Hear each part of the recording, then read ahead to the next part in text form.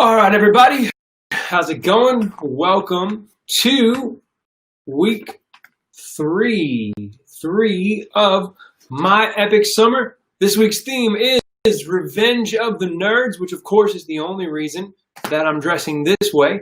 Hello to you, Sarah and Abigail and Tiana and Will and Alexis and Tiana again, I guess, and Jennifer. And whoever else is out there, remember, if you are out there watching out in YouTube land, make sure that you comment something. If it's hello, if it's hi, if it's my name, whatever, if it's your name, not my name, whatever. Hey, Allison, how are you? We want to hear from you. You get points just for being there on that in that comments list. We will do a quick Zoom call today after this portion of the service. You'll get points for that as well. What's up, Braylon? What's up, Braylon's friend? You can send me a text or an Instagram message with a little more details about your friend and proof that they are not imaginary. No offense to your friend, Braylon. I know that they're not imaginary.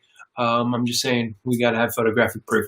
Anyways, I don't like looking at myself in the camera here with this nerd getup on. It just kind of creeps me out every time. But like I said, make sure you put your name in there in the comments. Let us know you're there. If you want to send us a picture of you dressed up as a nerd, whatever that means to you, you can do that. There's still time to send that picture. You can actually send or post that picture by Friday.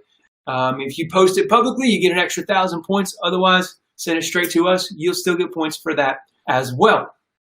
And with that, we're going to get started with our first game. All right. Again, and the rest of you, hey, what's up, Lori?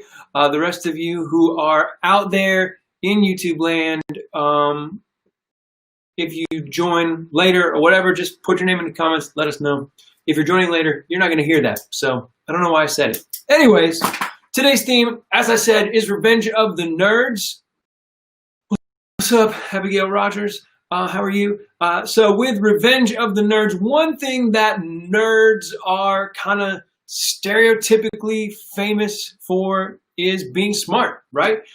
Being highly intellectual. My father-in-law, one of his favorite TV shows to watch is The Big Bang Theory, and he often forgets the name of the show, and so he calls it My Nerd Show, or I gotta watch my nerds. And those are some super duper smart guys. So I decided that tonight, what we'll do for our first game is play a game that actually requires a lot of thinking. All right? As a matter of fact, the name of this game is Theme Thinker. Okay? You can see that there. So the name of the game is Theme Thinker. Here's how it works. You're going to guess the theme based on the clues on the screen. All right? So there's going to be a list of 1, 2, 5, I don't really know how many clues, if you will. And the first person to guess the correct theme and write it in the comments will get a point. The person with the most points at the end of the game will be the winner. Okay, so Theme Thinker. Guess the theme based on the clues on the screen. First round, here you go. It's an easy one. Spiders, the dark, heights, and snakes. What is the theme of those 4 things? They all have something in common. It's a theme. So go ahead and tell me, what do you think is the theme of those in the comments on YouTube or Facebook if you're watching on Facebook. Usually nobody is, but that's okay.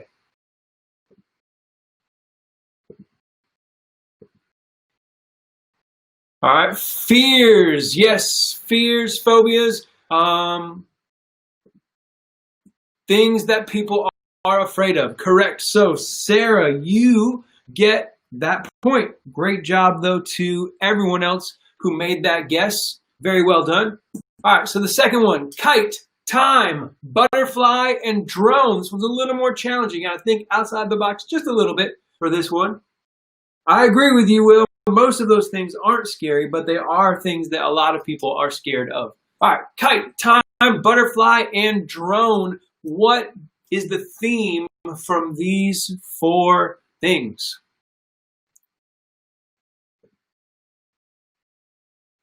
flying objects is correct, Alexis. Unless that was Will.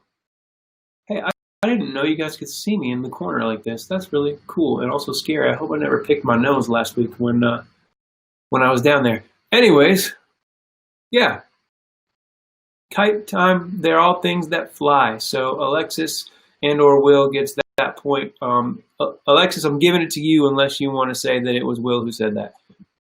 All right, next thing. All right, there we go, things that fly. Next one, salad dressing, hairspray, liquid medicine, and ketchup.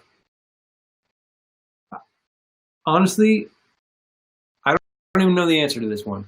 I probably should have figured it out before I showed it to you, but I didn't. So, salad dressing, hairspray, liquid medicine, and ketchup. All right, we're gonna wait a few more seconds for a guess. Any guess out there? Things that you eat. Braylon, I hope that you are wrong, but we'll let a couple other people guess here before I show the answer. I hope that hairspray is not something that people eat. Exactly, Abigail, that's kind of what I was thinking. Maybe on accident, if you're spraying it all over everywhere, it does get in your mouth. But so it looks like Will says who doesn't eat hairspray? Come on now. I'm just going to show you the answer. Maybe Braylon's right. Again, I forgot to check. The answer is things you shake before using. Acquired taste. Okay, Braylon. It's things you shake before using. So salad dressing, hairspray, liquid medicine, and ketchup. Yes. I always forget to shake the ketchup before I use it, and then that nasty ketchup juice squirts out all over everywhere, and I get so angry. And anyways, next one. Brush your teeth, fix your hair, try on clothes, and put on makeup. What is the theme of those four things? Brush your teeth, wet your hair, fix your hair, try on clothes, put on makeup. All right, Abigail says getting ready. I'm not going to lie, I don't fully know the answer to this one either, so I think you're right, Abigail, but we're going to let a couple other people have a few seconds to guess if they think something different. But I'm pretty sure you're right. It's things you do to get ready. Okay, that's pretty much the consistent theme. Let's see. Things you do in front of a mirror. Okay, well, I'm going to still give you that point, though, Abby, because you got it first. Hygiene, daily routine, all good. Yeah, but things you do in front of a mirror. All right, next one. Chicken nuggets, pizza, mac and cheese, and candy. All right, think outside of the box because I don't think it's going to just be food. Obviously, those are foods. But chicken nuggets, pizza, mac and cheese, and candy. And as soon as we break a tie here, yummy food, says Alexis, just regular food from Abigail. As soon as we break a tie, we will declare a winner and move on to the next game. All right. Wait a couple seconds for somebody else. We got fast food, comfort foods. Okay, I think that's probably enough guesses there for me to figure out what the answer is. Things kids love to eat. My son does not. He claims he does not love chicken nuggets, but every time we'll do one more since you all kind of were in the same vein. We'll do one more here. Superman, the Evil Queen, Dracula, and Batman. These are getting harder and harder and making me wish more and more that I had figured out the answers before I shared my screen with you. All right, this will be the last one. If we don't have a tiebreaker, we'll split the points between Sarah, Alexis, and Abby. All right, so Abigail's coming in with a DC theme. That may or may not be true. I honestly don't know. The Evil Queen to me seems like Disney, but I could be wrong. It could be somebody different. Wasn't picking my nose, by the way. I was itching it. Movies. Sarah's going with movies. We'll wait for a couple more guesses. Movie characters. A little more specific. I like that. All right. Anybody else out there? Powers. People with powers. Okay. we're going to go ahead and give you guys the answer. The answer to this theme is people who wear a cape. Superman, the Evil Queen, Dracula, and Batman. People who wear a cape. I understand Abigail, Superman, and Batman both kind of bookend there with DC. But the correct theme there was people who wear capes. So we're going to give the points to, we're going to split it 3 ways between Sarah, Alexis, and Abby Rogers. Great job, everybody. Hope you enjoyed that game. We are going to jump now to, hey, here's me. We're going to jump now to our next game, and it's actually going to be another round of a game that we played last week. So if you joined us last week, you kind of know what 7 in 11 is all about. If you didn't, you'll get to find out. So I just posted a link in the comments there on YouTube. If you want to join our live, just click that link. You'll have to click a couple things on your phone and or computer, wherever you're watching. But you'll have the opportunity to jump on and join our live and play 7 in 11 with us. The way that 7 in 11 works is I'm going to give you a category, and then I'm going to give you 11 seconds to name 7 things in that category. All right, so we're going to wait for somebody to jump on. Alexis and Will are here. Other people who are out there, I'm just looking at the comments, people like Sarah, Abigail Rogers, Abigail Brakefield, Lori and Allie, if you're still there, you guys can jump on, but we're going to bring Alexis in right now. What is up, Alexis? How are you? Hi. Hi. How are you is not the answer. Hi to my question. Look. What? Am I looking? On the website. Okay. So, 11 seconds. You froze up on me. Yeah. Are you still there? Can you still hear me? You're breaking up a little bit. All right. Here's what we're going to do. We're going to turn. I'm going to take you off and bring you back in just a second. Okay. I see you now. Okay. So, if you remember how to play 7 and 11, you need to you've got 11 seconds to name 7 things in one of these categories. We're going to start with zoo animals. On your mark, get set, go. Lion, tigers, bears, elephants, snakes, gorillas, rhinos, meerkats, lemurs, slimes, and monkeys. All right, that's it. But you got 8 again, so great job. All right. Let's see if there's anybody that's down there who wants to play. No. So anybody else, just click on that link. You can jump in and get some points here. But does anybody who's with you want to play, Alexis? Brandon? Yes, I want to play. Let Baylor play. Let Baylor. Okay. Brandon, are you ready? Yes. All right. On your mark, get set. Your category is fruit. Go. Okay, pineapple, pear, mango, orange, papaya, and strawberries, watermelon. Okay, and then there's the cantaloupe. Then there's the what is it called? You got 8. What are you supposed to do? Okay, so you get a category, and then you're supposed to say 7 of that category before in 11 seconds. Stop throwing it. Okay. All right. One more. What's your name? What's up? This is Bella. You said Dayla? Bella with a B. All right. My bad. Okay. So, Bella with a B. We're going to put you on the spotlight right here. What's up, Richard? What's up, Riley? What's up, Eileen? Sorry that your stuff is freezing there, guys. All right, you ready? Your category, I'm going to start your timer. Your category is things with wheels. Go. Cars, airplanes, buses, trucks, tricycles, bicycles, unicycles. That's 7, right? Boom, you nailed it. That's right. That's 7. All right. Technically both wheels. Congratulations. Wilfredo, are you trying to play or are you good? I'll play.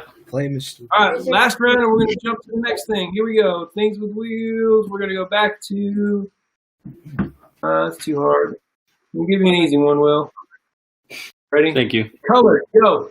Colors. Blue, violet, indigo, pink, yellow, orange, red. All right, that's seven. That's 7. You got it. All right, cool. Thanks, guys. See you later. You're out of here. And boom, it's back to me. Here's the thing. This little software that I'm using keeps changing every week, so I find new and cool stuff all the time. But I have to write down who got those points, or I will forget. So, quick reminder for those of you who maybe joined us a little bit after we started. If you're out there, make sure you put a comment. If you're watching with multiple people on one channel or one view or whatever, make sure you let us know how many people are with you. If you want to post a picture of you dressed as a nerd for bonus points, you can do that until Friday. All right, all the way up until Friday, you can post those pictures. We got some more games. We're going to do a Zoom call here in about 10 or 15 minutes or so. But what I want to do right now is share with you some thoughts, a quick little message, if you will. And again, I'm going to try to make it as non-awkward where you have to look at the top of my head as possible. But because of the setup with the software, I'm staring straight at my webcam. So for me to hold the paper in front of my face, you won't see anything but that. So just bear with me if you end up looking at the top of my head more than you would like to. All right. We're trying all kinds of different strategies and whatnot to make it as less awkward as possible. That's not proper English, but you know what I mean. Here we go. So our theme tonight is Revenge of the Nerds. As you can see, normally I would not be dressed this way, but these suspenders special. Actually kind of comfortable. But anyways, so I started thinking about the meaning of that word nerds, and because anytime we have a theme here on My Epic Summer, I like to try to build a message around that theme if I can, because I just think it's kind of cool and it makes things connect with us a little bit better. At least that's the hope. But so I started thinking about the definition or the meaning of the word nerd. I even looked it up in the dictionary, and I even tried to kind of figure out how to build a sermon around that, because there's some ways that we could have done it. But I wasn't super comfortable with them. But as I kind of was thinking and praying a little bit more about what God wanted me to share with you guys tonight, I kind of realized that this word nerd is a label, right? It's a label that gets placed on people. Some people wear that word nerd proudly, okay? Because, nerd is a word that's been kind of reclaimed a little bit in the last few years, that people are like, yeah, man, I'm a nerd, and I don't care who knows it. I personally am a self-proclaimed sports nerd, because I'm not a very athletic person, but I love sports and I love to learn all the minutiae and the numbers and all that kind of stuff that goes along with it, specifically, as you know, basketball. But other people have that label placed on them against their will, and used in more of a derogatory way. And so if you are someone who has ever been called a nerd in a derogatory way, please know that the theme for tonight is not meant to be offensive to you in any way. It's meant to just be a celebration of nerds and nerd culture and all that different kind of stuff. But here's the thing. Again, nerd is a label, right? It's a label that gets placed on us. And as I was thinking about that, I realized or thought about the fact that we all wear lots of different labels. Some of those labels get placed on us, and some labels we ourselves. And what I want to ask you to do real quick, if you would, is just share in the comments on YouTube some labels that you know that people place on others, or even labels that get placed on you, or labels that you've placed on yourself, or labels that you've placed on others. But just share over the next couple minutes some labels that you know that people walk around wearing on a daily basis, whether those people are you or just someone else that you know. Just share that in the comments. And while you're doing that, I want to share with you the story of some of my labels that I had growing up. So some of the labels that I would wear that other people would place on me were things like tall and skinny. I was actually 5 foot 11 inches tall by the time I was 11 years old, and I think at that time I weighed like 130, 140 pounds. They called me beanpole and all that kind of stuff. But I was a tall, skinny kid. Another label that people placed on me was quiet and shy. I was those things. I was shy. I didn't love to talk to people that I didn't know. And, if you ask my mom or brothers if I was quiet, they would tell you no. But out in the world, if you will, that certainly was the case. Some people would say that I was athletic just because I loved to play basketball. I was pretty good at it. I was tall, but and all that kind of stuff. But anyways, weird and awkward was a label that I got a lot because, and I'm not saying that it wasn't true. It's just a label that was placed on me by people around me in my life. Smart or funny. Sometimes I'd get that. My mom would always try to tell me how smart I am, and all those kind of things. And my friends would laugh at some of my jokes. Some of my jokes they would tell me were stupid and corny, but you understand. And another label that I got a lot was loner. Because I was quiet and shy and homeschooled and a little bit weird and socially awkward, I was a little bit of a loner. People kind of thought that that's who I wanted to be. I just didn't really know how to be anything else. And again, remember, as I'm sharing this story, remember to put in the comments labels that you have seen other people wear or that even you've had put on you or put on yourself. And so in the context of the labels that other people were placing on me, I didn't have a ton of friends or a ton of confidence. And so I ended up placing a lot of labels on myself as well. Things like loser. I kind of thought of myself as a loser or as ugly or lonely or even unwanted sometimes. I went through a really kind of dark period in my life for a little while, around the age of 16 to 17. And I began to place these labels on myself. And I would let any kind of rejection wound me deeply. Like even if it was just someone was hanging out with me and they had to go home and leave or whatever, or they had to leave quickly, they got a phone call or whatever. Not everybody had cell phones when I was 16 because I'm old. But if they had to get up and go somewhere really quick, I would see and feel that as rejection because of the labels that I put on myself. And I wasn't using the right labels for myself. And so other people's perception of me, or even what I thought that their perception of me was, it mattered a lot to me. And so when I felt like someone didn't care about me or didn't want to be around me, it would hurt. And so I want to explain a little bit more about that in a few minutes, but you guys didn't really help me out any by putting any labels in the comments. But Richard's saying here some good stuff, which I think we're actually going to cover in a minute, that he put a lot of labels on himself grow up, and he's still dealing with some of those labels that aren't him. And that's exactly something that we're going to address in just a minute, Richard. And maybe you can identify with some of the labels that I shared, weird, awkward, loner, loser, tall, smart, funny, whatever. But there's just all kinds of labels that we place on ourselves and on one another. Some of those labels are very positive, right? Others are pretty negative. And what I found is that in general,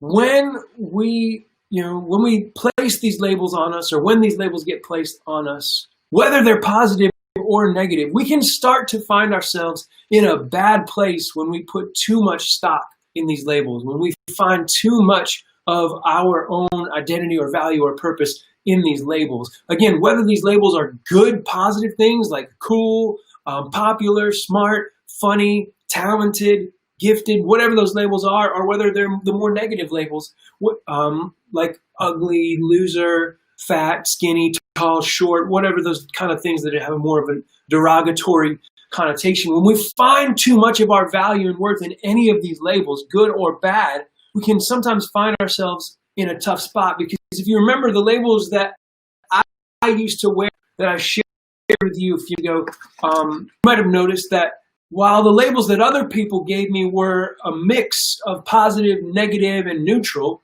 the labels that I gave myself were all pretty much negative. The reason was because of how I saw myself and where I found my value. Even though plenty of people, my parents, some of my friends, my youth pastor, they were giving me all kinds of positive labels. They were encouraging me. They were telling me about how talented I was or how much God wanted to use me. I ignored them and I only focused on the negative labels that people were putting on me, which then perpetuated the even more negative labels that I would give myself. And I didn't know how to find my value in anything beyond other people's opinions. And so I felt worthless, unwanted, and alone. And even though none of those things were true, I was not worthless, I was not unwanted, I certainly was not alone. And even if you find your value and worth in the positive labels that people place upon you, the thing is that people's opinions change, and those who may love you today may not want much to do with you tomorrow. And it's just a tough spot to be in when we find all of our value and worth in the labels that others place upon us, or even those we put upon ourselves. So now, though, I understand my worth and my value is not what anybody, including myself, thinks of me. Instead, I know that my worth and value is found in who God says that I am. And that's why Ephesians 2:10 is my favorite verse, and that's why you guys hear me quote it all the time.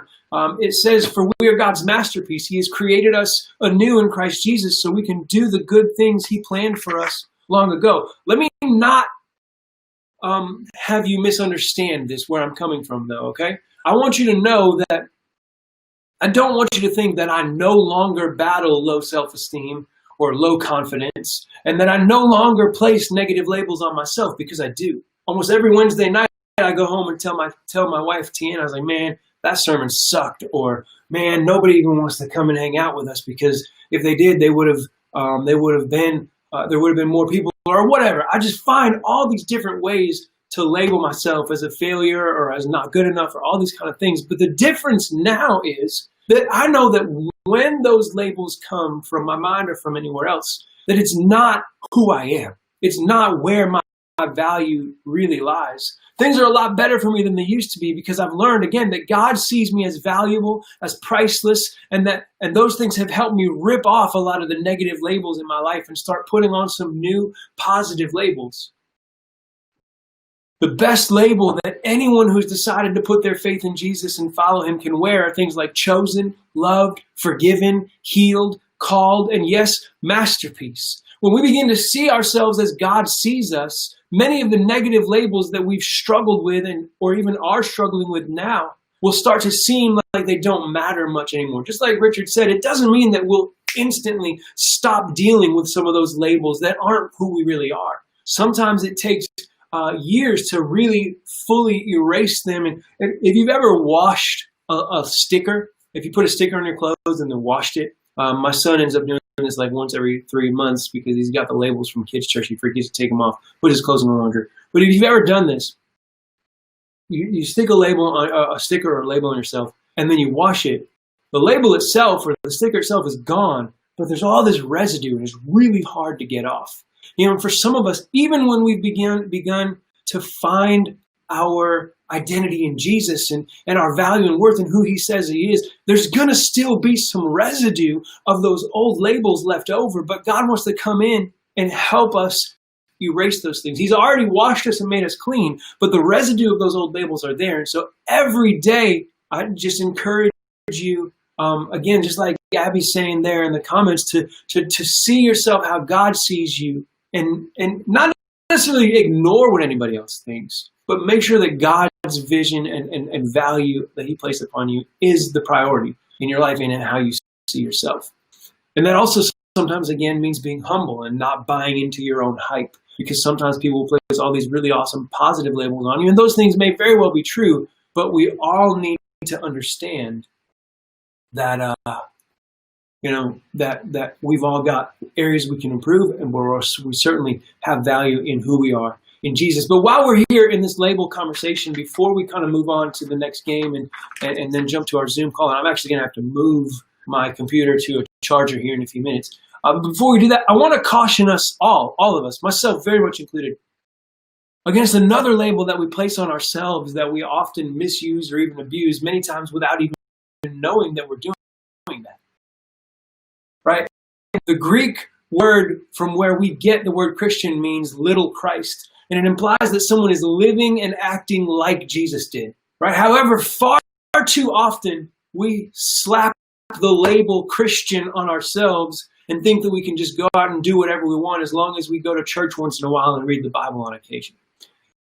And there's this old cliche, though, that says that going to church doesn't make you a Christian any more than going to a farm makes you a cow, right? In the same way that The negative labels we wear aren't true just because they've been placed on us. We're not necessarily following Jesus just because we've decided to wear the label of Christian. It's more than that to be like Jesus. It's more than going to church and reading the Bible every once in a while. Now, again, the Bible is very clear that all it takes to be saved is to believe in Jesus and ask him for forgiveness. And I understand that. But I also know that each of us has been called to a greater purpose. As it says in Ephesians 2:10, we're called to do the good works that God planned for us long ago. And I know people personally who wear the label of Christian and are some of the kindest, most generous, grace-filled, and Christ-like people you could ever hope to meet. But I also know people who label themselves Christian, who are hateful, judgmental, and just plain mean. Calling ourselves Christian, going to church, reading our Bible, all of that is important. But none of that is what makes us changed. None of that is what makes us like Jesus. It's not just slapping a label on ourselves and saying, I'm a Christian now. I'm like Jesus. And look, I'm not saying that you're not a Christian unless you're perfect. Clearly, that's not true. The Bible tells us over and over again that we've all messed up. We've all fallen short. None of us are righteous. No, not one. God changes us from the inside out. So even when we've decided to follow Jesus, it doesn't mean we'll stop doing dumb stuff. It doesn't mean we'll stop sinning or making mistakes right away. But it means that we're going to allow God to work on our hearts. What I'm saying again is that slapping the label on ourselves and never allowing God to truly change us, our thoughts, our desires, our actions, our attitudes, it doesn't do us any good. The label of Christian can't be the final destination in our relationship with Jesus. We can't just say, oh, well, I'm a Christian now, so I'm going to go out and do whatever I feel like doing, and that's going to be okay because I'm living under the grace of God. Even if it's technically true, that's not what you were called and created for. You were created for more than that, right? Paul says in Romans 12:2, don't copy the behavior and customs of this world, but let God transform you into a new person by changing the way you think. Then you will learn to know God's will for you, which is good and pleasing and perfect. If we're living the same way as everybody else, but wearing a label that says Christian, we haven't been changed or transformed. If we're living the same way we used to before we decided to believe in Jesus, but wearing the label of Christian, we haven't been changed or transformed. We have to be willing to let God work on us, in us, and through us to give up. We have to be willing to give up certain things in order to become more like Jesus. Then we can begin to fully understand what Paul said in Romans 12:2 is the good and pleasing and perfect will of God. And we can start doing all those good works that he planned for us long ago. So as I close out this message portion of tonight and get ready to jump into one more game and then a quick Zoom call, I just want to remind you of two things. Quick recap, I guess. The labels that have been placed on you do not define you. What defines you is who God says you are, and that is his masterpiece. That is chosen by him, loved by him, forgiven by him, restored by him. No matter where you find yourself, God's the answer. I truly believe that. And so the labels that you may be dealing with right now or even in your past, they don't matter. All that matters is that God says you're a masterpiece. But at the same time, it's not enough for us to label ourselves a Christian. We have to actually allow God to do the difficult work of changing us from the inside out and transforming the way we think and live. I'm going to pray for you real fast. We're going to play a quick game and we're going to jump over to Zoom. All right, let's pray. Hey, God, I just thank you for every single student and leader who's out there in YouTube land watching this video. I thank you, God, that none of us are defined by the labels that have been placed on us or that we've placed upon ourselves, God, but instead we're defined by your love and grace and mercy, and that when you look at us, you see a masterpiece created by you to change the world. I pray also, God, that none of us would be satisfied with wearing the label of Christian and going on about our lives however we please, but that we would be willing to do the hard work of letting you change us from the inside out and to make a difference in our lives, not just today or tomorrow, but for the rest of our days, and that we can make an impact in the lives of others. I thank you and praise you, and in your name we pray. We all said amen. Hey guys, thank you again for joining us here on this YouTube Live and for listening to this message. I hope that in some way or another it was impactful and beneficial to you. If it was, you can let us know in the comments. You can send me a text later, or you can just not need those things and have it have benefited you. That's fine too. We're going to now play one more game here on the YouTube Live. This is an everybody game. It's called warning labels. So give me just a second to bring it up on the share screen feature. And here we go. All right, so you're going to see my little head down there in the corner moving to a chair because my computer is about to die. And the way that this game works is, since we just talked about labels, I thought it'd be kind of cool to play a game that's based around labels. And the way that it works is like this. Some of these warning labels are fake, and some of them are real, actual warning labels on products. If you've ever seen, like, McDonald's has to label their coffee, warning, this coffee is very hot and it may burn you if you pour it on yourself, because they once got sued by an old lady or something like that. It's an urban myth in some respects, but there's some truth to it. Anyways, so I'm going to show you a warning label, and you're going to just guess down there in the comments if it's real or if it's fake. We'll give you about 10-15 seconds per label, and then we'll show you the answer, and whoever guessed correctly gets a point. Person with the most points wins the game. Here we go. Here is the first label. Warning, in the event of an earthquake, do not use this product. It's a men's razor. All right, so is that warning label real or fake? In the event of an earthquake, do not use this product. All right, Richard's going with real. Abigail Rogers is going with fake. Sarah's going with fake. Alexis says fake. Yeah, it can be dangerous, Richard. That's correct. Riley says fake. Abigail Brakefield says fake. Oh, now Riley changed her answer to real. Would you Google something, Riley? We'll give you about 5 more seconds here to jump in, and Eileen's going with fake, and the answer is, oh, hey Ashley, how are you? Fake. It is not a real warning label. All right, good guesses though, good guesses.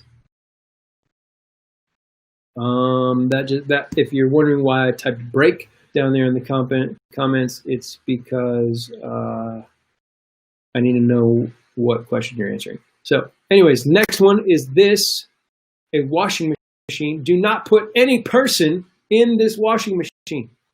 Do not put any person in this washing machine. Is that warning real or fake? All right, Riley's going with real. Abigail's going with real. Richard's going with real again. We got a bunch of reels down there. Okay, Alexis says fake.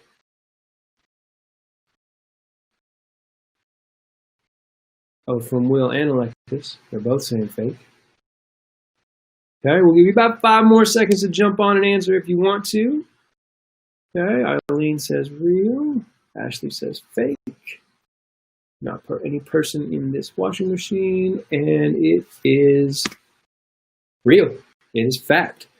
All right, it may not be worded exactly like that, but that is a real warning. I remember the first time that we were playing hide and seek, and we tried to hide my brother in the washing machine. My mom was like, don't ever do that. You could turn him on and kill him. And then that just gave us ideas. Anyways, we also tried to hide him in the, I can't remember what they're called, but the big freezer, like a chest freezer or something. We tried to make my brother hide in there all the time. And we got in trouble for it. Anyways, my daughter likes to hide. You try to hide in there too, right? My daughter likes to try to go into the washing machine too. She thinks it's funny, or the dryer. But anyways, next warning. Pet medication. What? Care when operating a vehicle or heavy machinery. Is that a warning on pet medication? Real or fake? Real or fake warning on pet medication. Use care when operating a vehicle or heavy machinery. Oh, I gotta type break.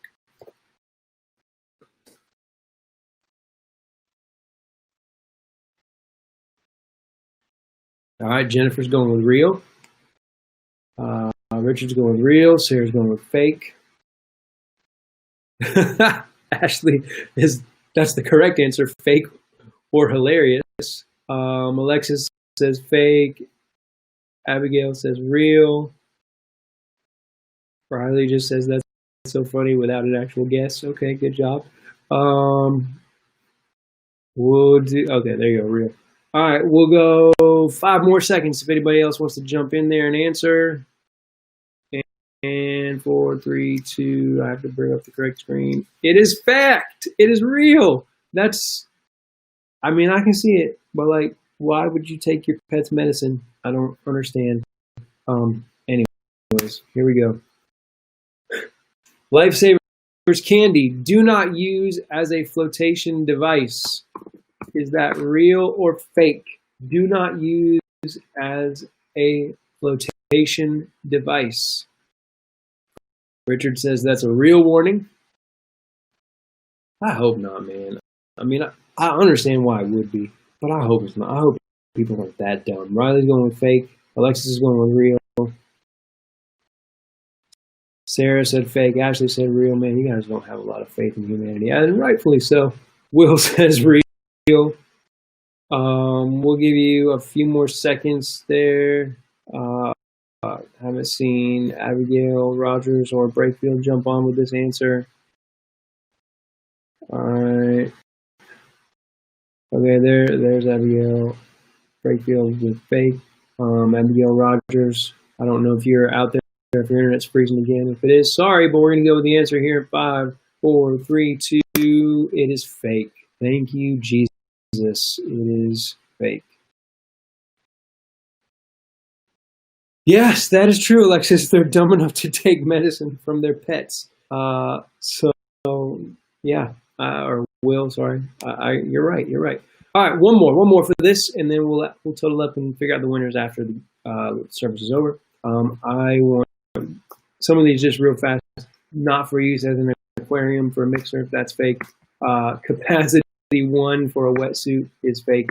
All right, contains peanuts for planters, salted peanuts is fact. That's a real one. For drying hair on head only. Oh my. See, I wonder like the stories behind why these warning labels have to exist. All right, this is the one that I wanted to use for our 5th one, just because it's so crazy that you have no idea if it's true or false. But do not hold the wrong end of chainsaw. Is that real or fake? And this will be the last one. So we're going with real from Riley. Abigail Braithwaite's just laughing. Abigail Rogers is going with real. Richard's going with real. Jennifer says real. Sarah says real. Abby Brakefield says real. All right. We'll give about 5 more seconds. I've kind of lost track of who is and isn't answering.